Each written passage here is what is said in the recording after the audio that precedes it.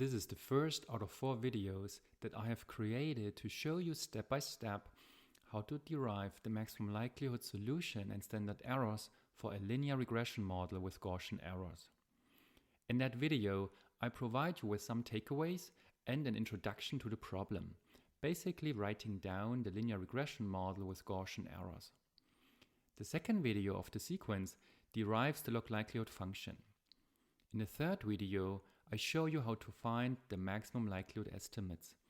And finally, the fourth video of that sequence shows you how to get the maximum likelihood standard errors. Now let's start with some takeaways. That sequence of videos teaches you that the maximum likelihood parameter estimates of a linear Gaussian regression model coincide with the respective OLS parameter estimates.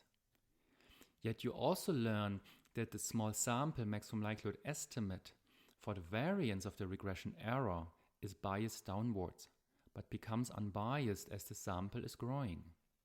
This says that the maximum likelihood estimate for the variance is consistent.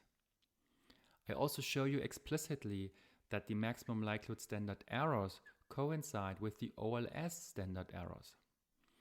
While OLS doesn't provide the standard error for the estimate of the variance of the regression error, the maximum likelihood approach will provide you with such an estimate. So let's consider the linear regression problem that we study with Gaussian regression errors. It's written as follows: y equals x beta plus epsilon.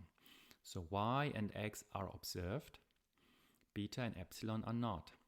Y has dimension t times 1, x has dimension t times k, and beta is of dimension k times 1. So you can see that y could, for example, be a time series of returns of macro growth with t observations. X would be your explanatory variables. You have k of these. One dimension could be the constant, and then you have time varying covariates. And epsilon here is the Gaussian process. Yeah, its variance is a constant, sigma square, and it's multiplied by I, which here stands for the identity matrix, which would have dimension t times t. Now in the next video of that sequence, I will derive explicitly the log likelihood function for that Gaussian regression model.